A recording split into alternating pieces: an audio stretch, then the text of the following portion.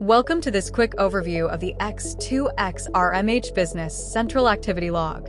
In this video, we'll explore how this tool helps track and manage activities between Retail Management Hero, RMH, and Microsoft Dynamics 365 Business Central. Let's dive in. The activity log is an essential feature that captures and records transactions between RMH and Business Central.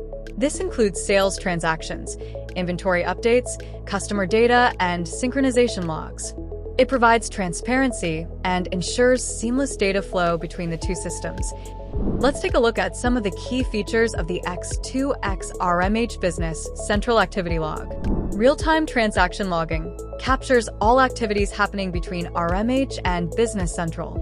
Error tracking and troubleshooting identifies any failed transactions, missing data, or system errors for quick resolution. User-friendly interface allows users to filter logs by date, transaction type, or status.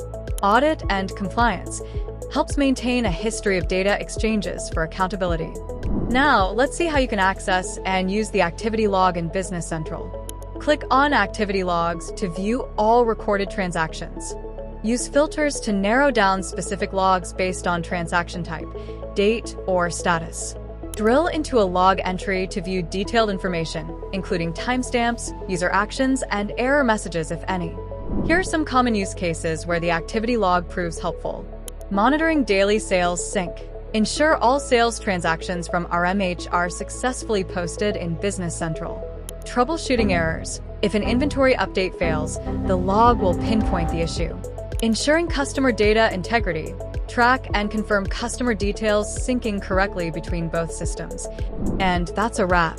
The x2x RMH Business Central Activity Log is a powerful tool that helps keep your business operations smooth and transparent. If you have any questions or need further assistance, feel free to reach out to our support team. Don't forget to like, share, and subscribe for more insights. Thanks for watching, and see you in the next video.